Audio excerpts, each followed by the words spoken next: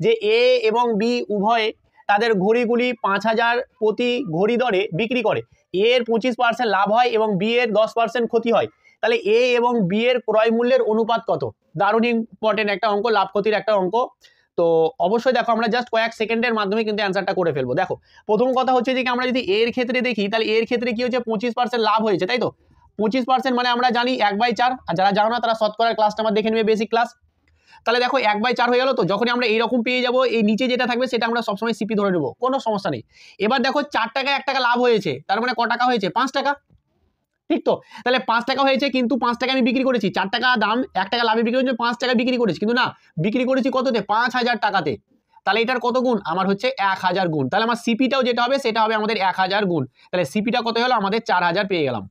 এই সিপি পেয়ে গেলাম, এর সিপি পেয়ে গেছি। এবার আমাকে বি এর সিপিটা বের করতে হবে। তাহলে বি এর সিপি যদি বের করতে চাই, তাহলে বি এর ক্ষেত্রে 10% কি হয়েছে? ক্ষতি হয়েছে। তাহলে এটা হয়েছিল লাভ আর এটা হয়েছে ক্ষতি। 10% মানে আমরা জানি 1/10। এবার আসছে খেলা, এটা হচ্ছে সিপি। এখন হচ্ছে আমার 1 টাকা কি হয়েছে? 10 টাকা 1 টাকা ক্ষতি, মানে ক টাকা হয়েছে? এটা হচ্ছে 9 টাকা, তাই তো? 9 টাকা হয়েছে।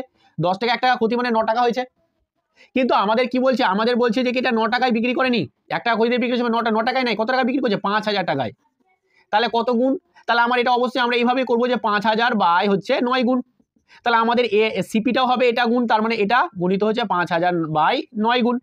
তাহলে আমাদের সিপি কিন্তু পেয়ে গেলাম এটা কত? এটা পেয়ে গেলাম যে 50000 বাই হচ্ছে 9।